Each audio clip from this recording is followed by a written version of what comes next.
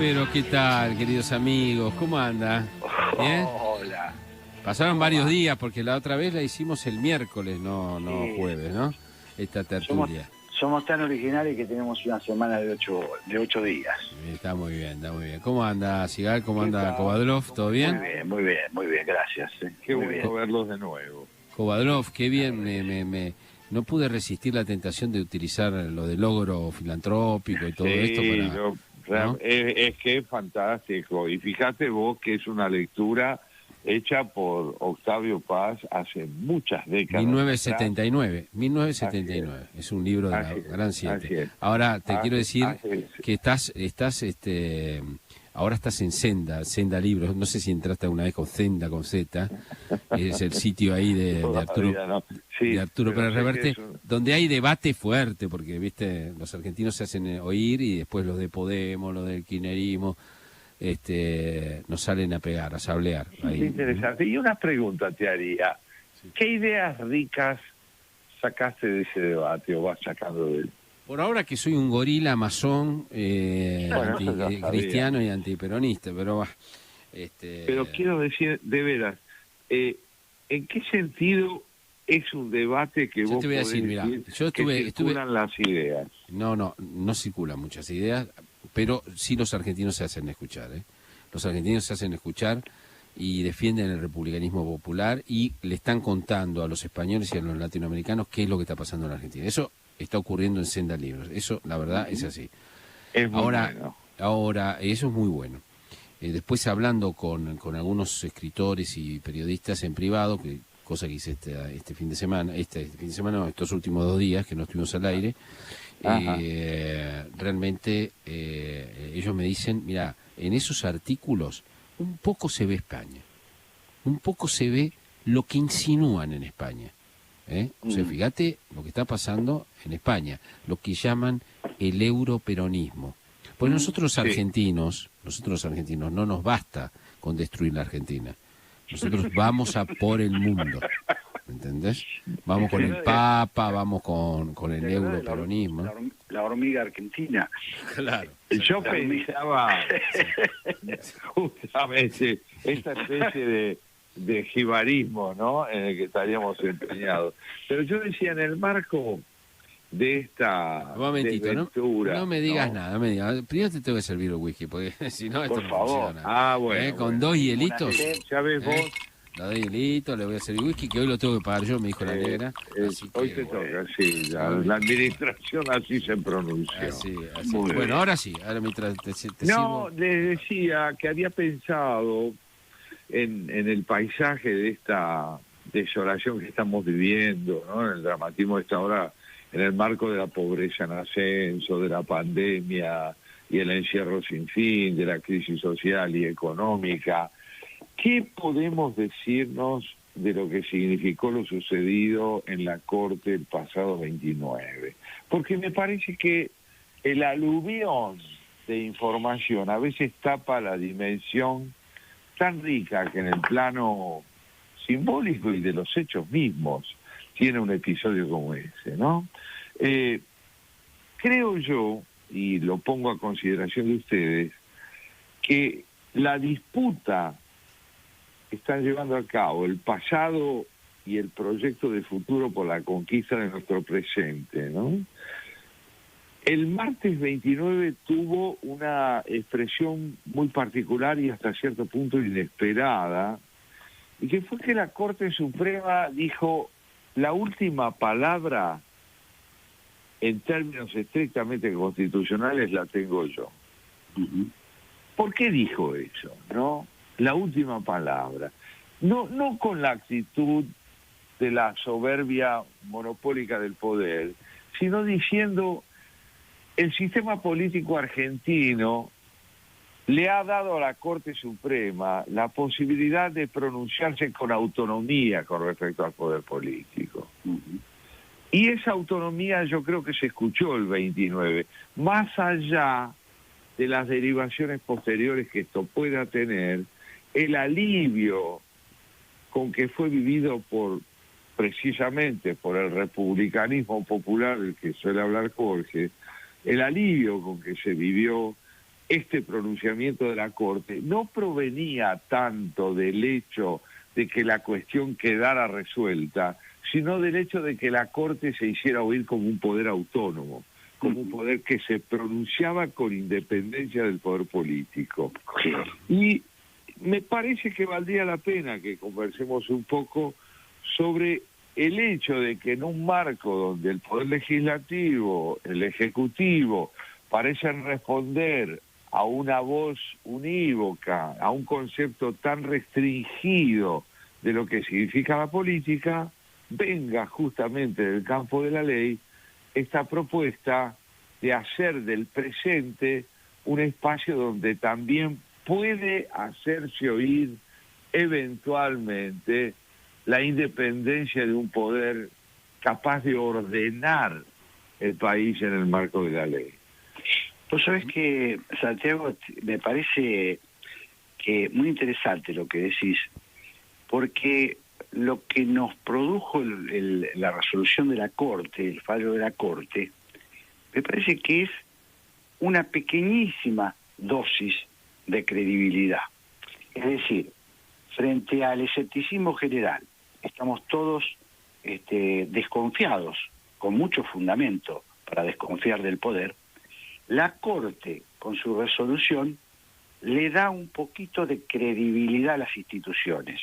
Eso en la Argentina es fundamental, es lo que estamos reclamando. En realidad es notable, para mi gusto, que el gobierno no se dé cuenta el valor, el precio que tiene la credibilidad para el poder público, ¿no? Me parece que esto es lo que nos pasó con un fallo que en otros países más firmes, más fuertes institucionalmente, sería un fallo por supuesto que conmueve al poder. Siempre los fallos importantes institucionales conmocionan, pero en este caso casi fue una sorpresa, una sorpresa, porque estamos siempre esperando catástrofes, estamos esperando que nos desilusione una vez más el poder, ¿no? Por eso tiene tanta responsabilidad. Exactamente. Esperábamos una vez más, la experiencia histórica parecía decir que era previsible que el Poder Judicial, la Corte Suprema, evidenciaran también su misión al poder político. Y, como digo, más allá de lo que llegue a suceder, porque ya el Consejo de la Magistratura se pronunció en contra de la permanencia de los 3 jueces en su cargo, lo cierto es que la Corte, al pronunciarse con independencia y por una unanimidad verdaderamente sorprendente, introdujo un matiz, no digo de optimismo, pero una lección muy interesante para evaluar los hechos históricos. La previsibilidad no agota la realidad, a veces lo imprevisible tiene lugar. Ahora, fíjense, Santiago y Jorge, dos cosas. ¿Qué estaba en cuestión? Estaba en cuestión, y sigue estando en cuestión, si hay una cabeza del Poder Judicial. Hay una cabeza, es decir, sabemos bien que hay una cabeza del Poder Ejecutivo, que es el Presidente de la República, y que hay una cabeza del Congreso de la Nación, que es la familia Kirchner, porque reina el Senado, la madre, y la Cámara de Diputados, el hijo. Esto solo, cuando uno lo cuenta afuera, este solo episodio de que hay una dinastía, es decir, hay 2 cámaras, y las 2 cámaras está la madre con una y el hijo con la otra, ya se cae a pedazos todo, la credibilidad, la confianza, todo, se cae todo a pedazos, ¿no? Cuando uno les cuenta además que el proyecto kirchnerista era ahora vas vos, ahora voy yo, ahora vas vos, ahora voy yo, modernísimo esto, ¿no? Que era el proyecto de Néstor y Cristina, ahora, ¿no? Que se rompió con la muerte de Néstor. Bueno, está todo explicado, además de que Cristina Kirchner es, para la mayoría del mundo, salvo para Corea del Norte, Rusia y China, Irán y Venezuela, es una emblema del populismo autoritario y de la mentira organizada, digamos, ¿no? Pero bueno, ¿cuál era el jefe, la cabeza del Partido Judicial. Perdón, no es el Partido Judicial, es el Poder Judicial. De la Corte. Bueno, Cristina Kirchner siempre dice es el Partido Judicial. Bueno, es el Poder Judicial. A ver, el Poder Judicial que estaba siendo colonizado. Hay un proyecto sobre la mesa para colonizar ese Poder Judicial. La cabeza de ese Poder Judicial no iba a decir nada. ¿Qué actitud iba a tomar con respecto a la colonización de la justicia? Que es una evidencia hasta para cualquier persona de acá a la vuelta, ¿sí? Cualquier persona poco instruida o poco informada sabe que hay un intento por quedarse con los juzgados y con las fiscalías en la Argentina, por parte del poder político, Es cierto. del peronismo. Hay una cabeza del Poder Judicial, y esa cabeza del Poder Judicial iba a permitir que esto sucediera, y lo hago extensivo. ¿Va a permitir que eso suceda? Bueno, yo creo que quedaron los miembros de la Corte Suprema observados por la sociedad, no por los medios de comunicación, como dice Cristina, por la sociedad, a ver si ellos, que son responsables del Poder Judicial, se iban a hacer cargo, iban a tener los pantalones largos para hacerse cargo de algo histórico. Si frenan la colonización o si la permiten. Esta Corte va a pasar a la historia por el sí o no de esta cuestión. Pues bien, lo que nosotros vimos el 29, sobre todo si analizamos el pronunciamiento del presidente de la Corte Suprema, es que hay una decisión en su pronunciamiento y es esta: la ley primero, la república primero y la independencia de la Corte primero. Es decir, la república entendida como un proyecto que de pronto se ve acosada ya en los otros dos poderes, y nos viene a decir la Corte Suprema que tiene una palabra independiente. Y esto es lo que creo que justamente Jorge Sigal señalaba antes. Nos dejó perplejos, porque la experiencia del desengaño hasta ahora ha podido mucho, pero también nos dejó muy atentos a la evidencia de que es difícil retroceder desde aquí, porque ese retroceso es ya el certificado de defunción de la República. Claro. Sí, yo creo, Santiago, Jorge, que ahora hay que estar muy atentos porque, bueno, como sabemos, falta el fallo sobre el fondo de la cuestión. Esperemos que la Corte, influida por este ánimo de la sociedad, yo vuelvo a decir, esto que ellos llaman golpe mediático, que ya empieza a ser un poco absurdo, porque, digamos, cada cosa que le sucede, estaba pensando en el caso del embajador en la OEA, que ahora también salió, resulta que lo que dijo no lo dijo, sino que lo hicieron los medios. Es una cosa que empieza a ser casi infantil desde el punto de vista de la argumentación. Me parece que hay que estar atentos porque efectivamente la sociedad necesita que esto se confirme, que se concrete, que sea cual fuere un fallo del máximo tribunal de la nación, lo que uno tiene que sentir es que está representando a la ley, que se está sujetando a derecho. Y ahora, no yo no puedo, Sí. No, Jorge, yo no puedo dejar de desvincular esto. Sí. Alguna vez lo hemos hablado. Con el hecho, después el principal tribunal penal al día siguiente confirmó el procesamiento contra Cristina por las coimas, ¿no? Sí. Me refiero a la causa de los cuadernos, ¿no? Ni más ni menos, a la causa de los cuadernos. Yo no puedo desvincular el hecho de que hay una sociedad movilizada y que hay un gobierno debilitado. Porque históricamente, trato de pensar como piensa el peronismo habitualmente, ¿no? Históricamente, a gobiernos fuertes, jueces dóciles. Pues es una aberración completa, ¿no? A gobiernos fuertes, sociedades desmovilizadas, en términos generales. Cuando digo fuertes, no digo fuertes meramente autoritarios.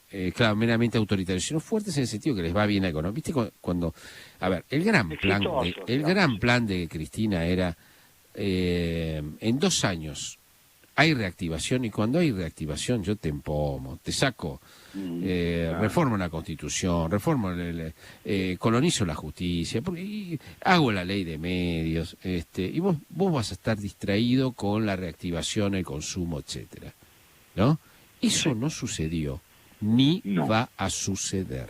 Bueno, mira, tomemos esto que planteás, que es el contraste entre un gobierno debilitado y una opinión pública que ha salido ya a mostrar la fortaleza de sus principios a la calle, la fortaleza de sus convicciones, y recibe, porque este es el hecho, de la Corte Suprema el 29 de septiembre, una confirmación del valor de esos principios.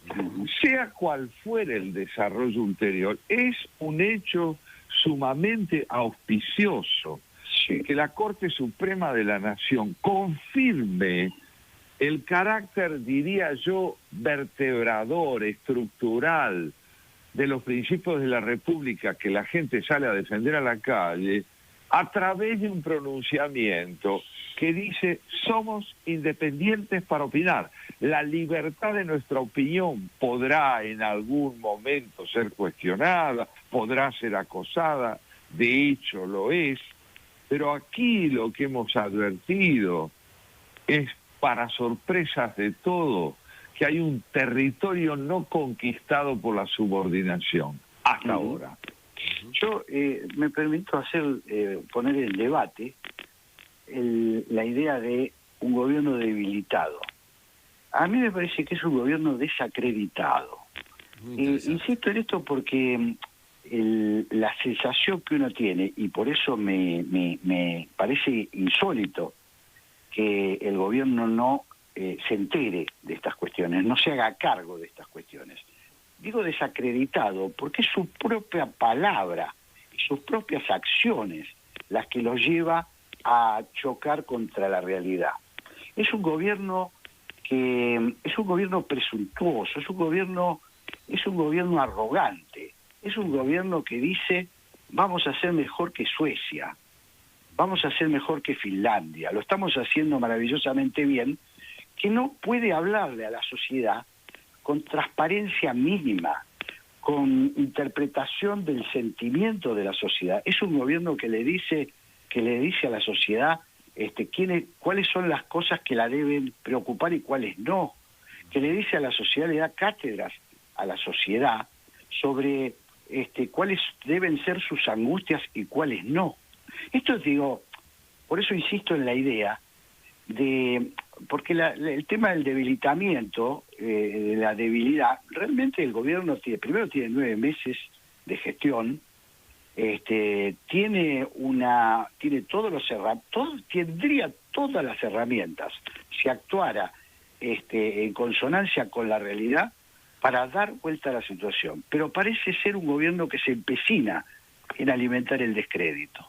Ahora, muy bien, me parece muy atinado. Retiro la palabra debilidad y pongo la palabra desacreditado. Sí, es un gobierno desacreditado. Y yo a mi vez quiero preguntarles, ¿desacreditado ante quién? Porque si China invita al presidente de la República a visitarla, si los países a los que Jorge Fernández Díaz se refería antes, que son referentes de este gobierno, no reparan en ese descrédito de la palabra porque tienen otro propósito y otras coincidencias con Argentina, lo que nosotros advertimos es que han optado por el descrédito que tienen ante un sector de la sociedad y ante otro sector no lo tienen, que es el mismo sector que a vos, Jorge Fernández Díaz, te llama fascista, te llama delincuente, te llama mentiroso. Vale decir, digo yo, nosotros estamos ante una pregunta, y es si el sector ante el cual el gobierno está desacreditado puede llegar a constituir una mayoría capaz de revertir políticamente esta situación en la que estamos viviendo. Y yo diría que en ese marco, el pronunciamiento del 29 de la Corte fue de pronto un elemento que indicaría que hay recursos institucionales capaces de capitalizar el sentido cívico de esa mayoría, si es que la es, como yo creo que la es, esa mayoría republicana, cada vez más nutrida, de revertir la posibilidad de que el gobierno siga siendo representativo impunemente de un sector social al que no le importa otra cosa que la obediencia debida, es decir, la subordinación a la palabra de la autoridad de la jefa.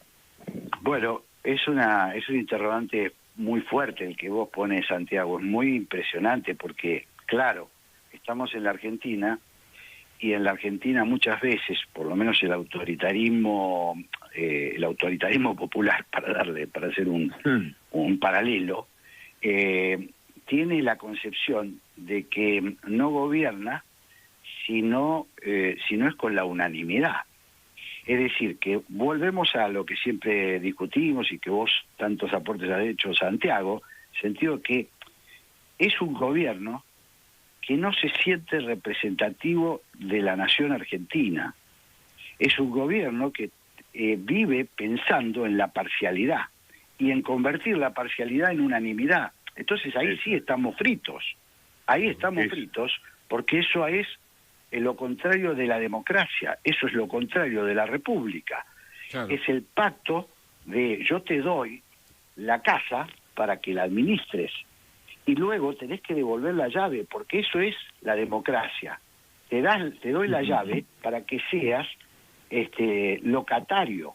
Pero es interesante lo que decís vos, Jorge, porque lo que vos sugerís es el peronismo está preparado para el unanimismo. Sí. No fue cuando no puede establecer el unanimismo, cuando no puede establecer una unanimidad, sí. Se desacredita y se siente débil. Ahí sí se siente débil. Sí, sí. Porque efectivamente este gobierno tiene un grave problema. A ver, acá cayó una peste, una pandemia. En cualquier otro país ya se sabe qué es lo que pasa.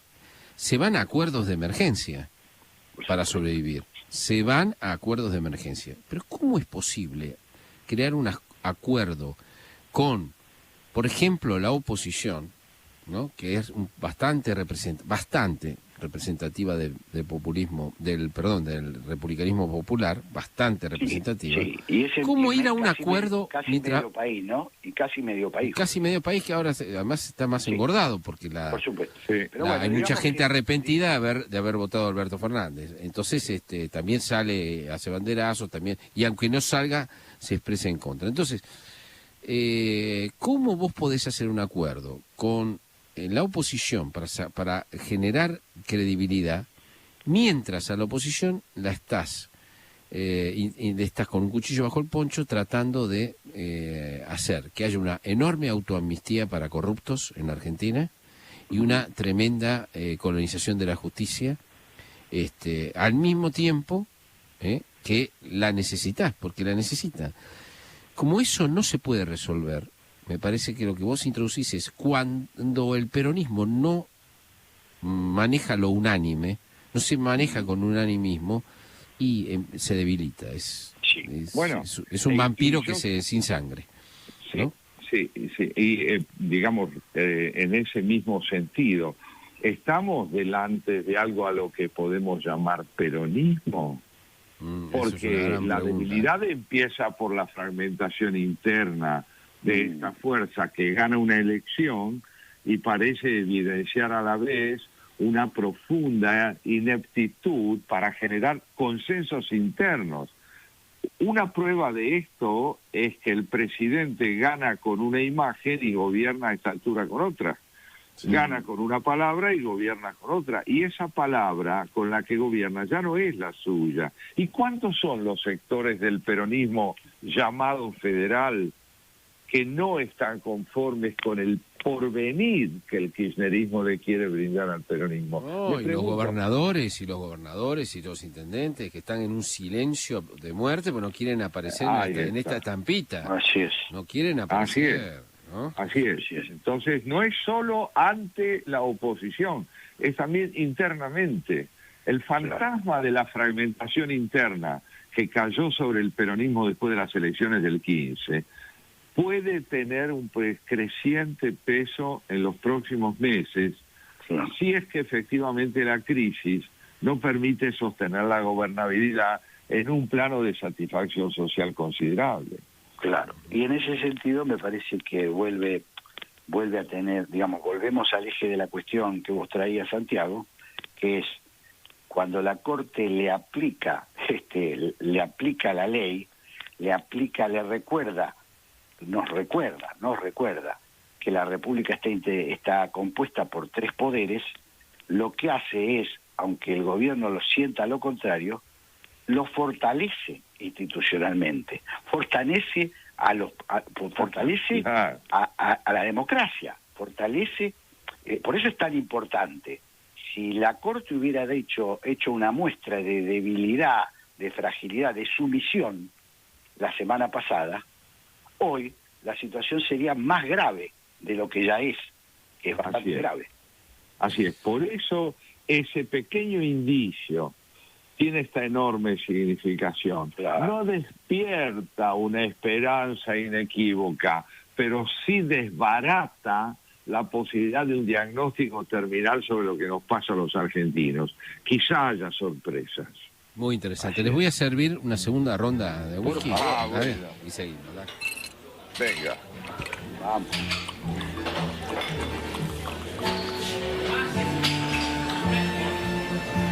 Pensándolo.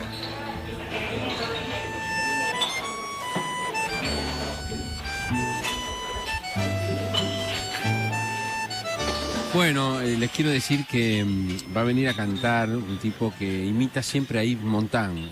No me Santiago. digas. Sí. Andy Montand. Qué A maravilloso. nada ¿no? menos, hay que imitarlo a Montand. Sí, hay que animarse, ¿no? Además que de un gran cantante y un gran actor, ¿no? Sí, un genio. Extraordinario. Sí, La me acuerdo- versatilidad de ese hombre, además, se demostró por su sensibilidad política, porque en una época él fue un creyente comunista. Sí. O sea, Militar. en tus términos sería un oscuro pasado. Claro. Esto, yo me voy a tener que sumar a esto, pero yo puedo decir mediocre, medio oscuro, porque lo que no tengo un pasado tan oscuro. Fue un tipo mediocre, qué sé yo, desorientado. Yo me hizo acordar lo de... Tenía que devolvérsela a Santiago. Está muy bien. Y No, bien. yo recuerdo que cuando fui a Père Lachaise y ahí vi la tumba muy conmovedora de Yves Montand y Simone Signoret, su mujer. Sí. Claro. Eligieron un lecho conjunto ahí de amor eterno, ¿no? ¿Vos Una cosa recordás, Jorge, espectacular. cómo murió él? No me acuerdo, ¿no? Él murió saliendo del mar. Se entró a nadar y saliendo del mar su corazón le dijo basta. No me acordaba eso tampoco. Impresionante. Así murió. Bueno, murió. hablamos Pero qué otro bueno poco. que tengamos a alguien que traiga su Sí, voz. sí, Bueno, sí, yo también en su momento les diré la sorpresa que les traje. Bueno, Muy bien. Yo antes que quería hacer una digresión, si me permiten, ¿no? sí. Estaba escuchando las noticias y pensaba, el presidente de la Cámara de Diputados, Sergio Massa, Sí. dice obviedades con énfasis, ¿no? O a mí me Sí, parece. claro. Cuando dice nadie Es un tiene gran problemita que demagogo, para claro, para explicar que los diputados y los senadores no tienen posibilidad de comprar $200 Sí. como si estuviera ante una gesta patriótica. Sí, Es sí. como me hizo acordar Combate a de la San semana- Lorenzo, sí. ¿Cómo? Es el combate de San Lorenzo. El combate de San Lorenzo me hizo acordar, incluso que fue elogiado por algunos comunicadores, la semana del escándalo, cuando se tomó, el diputado que se tomó a pecho toda la sesión, que también hubo quienes dijeron qué bien que estuvo el presidente de la Cámara de Diputados. Yo no sé qué quería que diga el presidente de la Cámara de Diputados, que aplauda o que se sume al jolgorio que desató ese diputado, ese horroroso diputado. Me parece que también es parte de los problemas que tenemos, ¿no? De cómo actúa el poder frente a determinadas circunstancias. Y la falta... en la falta de sentido común. Sí. Porque darle relieve a una cosa como esa, darle relieve al hecho de que los funcionarios públicos no se rebajarán los sueldos, pero no comprarán $200. Claro, esa cosa... lleva a preguntarse hasta qué punto otra vez la palabra ha perdido su verdadero valor como elemento de denunciación de información consistente, ¿no? Exactamente. ¿Y cómo nos vamos a sentir descrédito? Si vos me decís eso, me levantás el dedo para decirme eso, como si fuera un gesto heroico, ¿y cómo yo no voy a sentir desilusión ante los problemas que tiene el país? Bueno, me parece que esto es parte sustancial. Lo traje realmente porque en los detalles está lo importante, ¿no? En los detalles suele estar lo importante. Entonces, nada, me parece que nosotros tenemos un problema, Santiago, Jorge, que también lo hemos charlado muchas veces, y quiero decir, más que lo charlamos, solemos ser víctimas de esta cuestión que es que a nosotros la Argentina nos intoxica. Nos intoxica con el mal nos intoxica. No tenemos ya estómago para soportar tantas desagradables cosas que nos suceden. Me parece que esto puede ser la punta para hablar de algo que yo lo llamaría como nos hemos convertido en especialistas del mal. Sabemos bastante bien lo que no queremos. Una buena parte de la sociedad sabe bastante bien lo que no quiere. No quiere el autoritarismo, una parte importante de la sociedad. No quiere que la lleven a los tropezones, que la lleven a los panzazos, sino que sueña con una sociedad donde nos podamos entender. No que los políticos sean modelo, no que los políticos sean referentes incuestionables. Bueno, eso se consigue con el tiempo y siempre hay disparidades, siempre están este tipo de cuestiones que no nos conforman. Pero nos molesta mucho, me parece, esta intoxicación cotidiana porque nos hace escépticos. Porque justamente, y vinculándola a la primera parte de la conversación, nos hace perder crédito en lo que más debemos valorar, que es que quien está en el gobierno, a quien le dimos por un tiempo la administración de nuestra casa, nos conduzca y nos calme, nos dé cierta calma. Entonces, en algún momento, me parece que nosotros deberíamos tratar de instalar la agenda del bien. La agenda del bien, no quiero convertir esto en una moralina, porque no es mi idea, no estoy hablando del bien en un sentido moralista, en un sentido purista. Estoy hablando de la... Sí, la agenda positiva, diríamos. Sí. ¿Cómo? Una agenda positiva republicana, sí. Bueno, digamos, una agenda que tenga que ver con cómo salimos del mal. Ya sabemos, una parte de los argentinos, lo que no queremos. Tenemos que hablar seriamente sobre lo que queremos, porque cuando lo intentamos algunas veces, y hablo del periodo democrático, no nos fue bien con esa fórmula. No nos fue bien. No pudimos. Sí. Digo, no en relación a esto que planteás, ¿qué es lo que estamos viendo? Esto lo tocó Jorge Fernández Díaz hace un tiempo cuando hablábamos del buen libro de Redrado, ¿no? ¿Cuál es el marco institucional dentro del cual es posible desarrollar políticas económicas, educativas y demás? El episodio al que nos referíamos en la primera parte de la charla también evidencia que lo que a un país lo cura, es decir, lo lleva a una práctica sanadora, son las instituciones de la República. Claro. Son las instituciones. El bien tiene que ver con el cumplimiento de las responsabilidades que generan las instituciones en su interdependencia y en su autonomía. Ahora, estamos enfermos de desinstitucionalización. Por supuesto. Pero profundamente enfermos de eso. ¿Por qué? Y porque otra vez volvemos al ejemplo del presidente de la Cámara de Diputados, que dice que los diputados y los senadores no van a poder comprar dólares. No tienen coronel.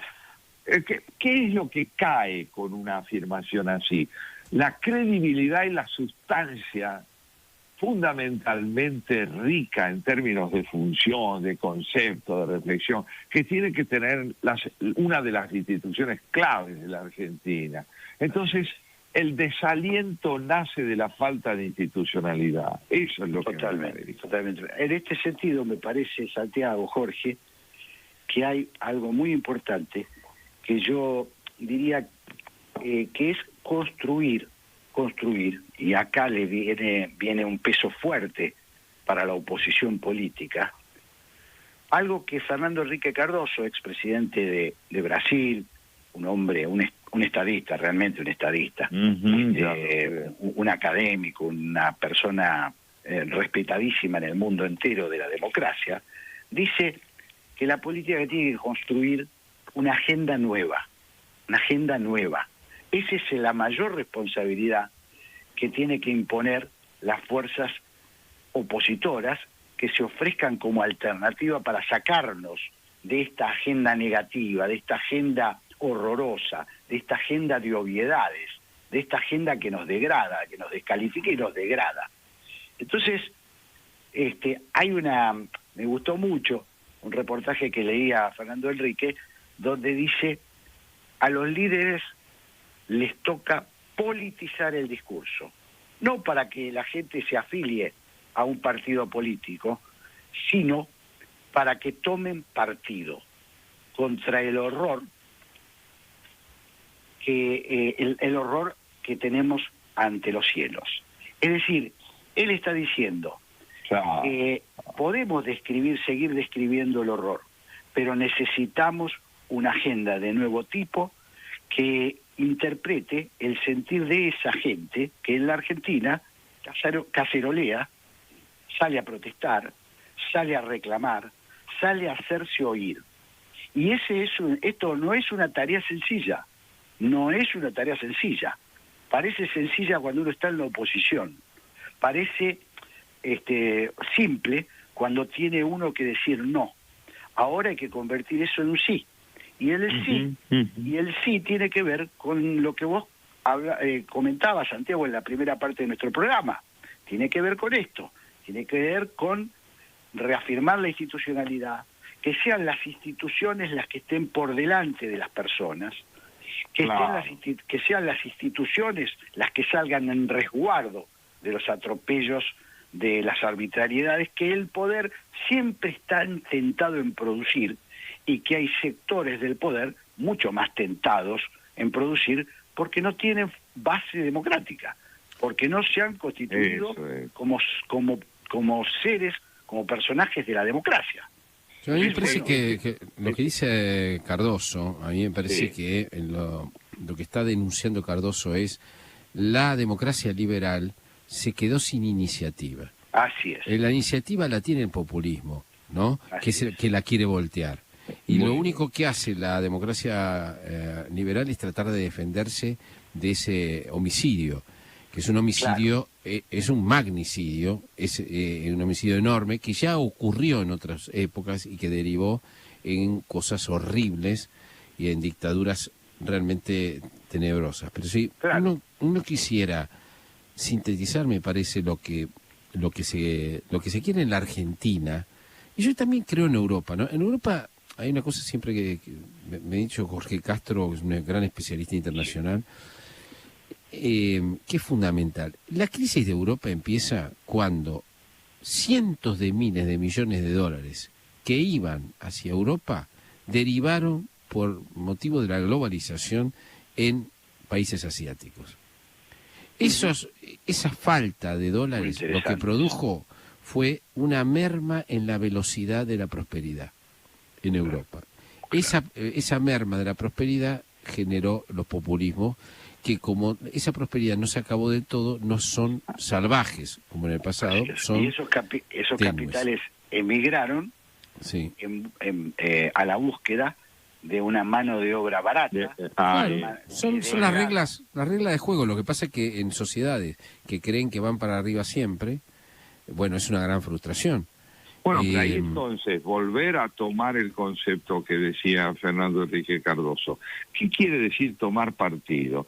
Es tener la convicción de que el liberalismo, primero, no se agota en sus desmesuras, porque puede reconsiderar lo que está haciendo, ni se agota en la dimensión económica, porque nos hemos pasado la noche con 2 whiskies muy buenos, mostrando hasta qué punto lo que estamos tratando de decir es que hay ley donde la política no la subordina a sus necesidades de coyuntura.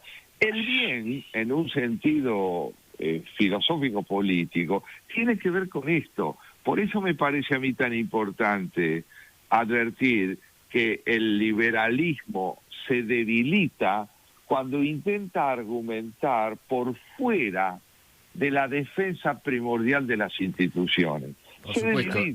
Por supuesto, y yo creo que liberalismo en un sentido muy amplio, liberalismo político, liberalismo de derecha, de izquierda y de centro, hay muchos liberalismos, pero además quiero explicar que me da la impresión de que si uno pudiera resumir en una palabra lo que quiere el 50% por lo menos movilizado de la sociedad argentina, y yo diría que todos, es la palabra desarrollo.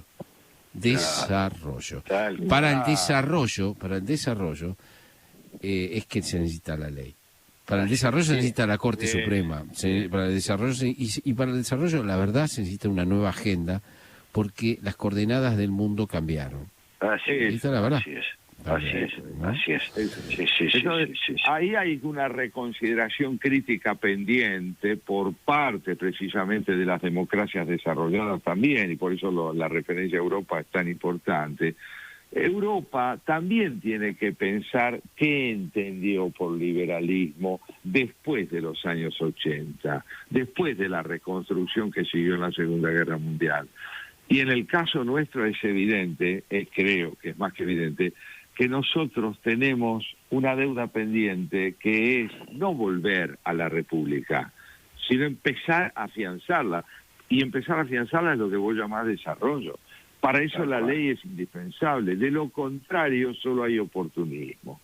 Tal cual. Exactamente. Bueno, muy bien. Me parece muy bien, me parece, Guadroff. Bueno, usted nos prometió una sorpresa.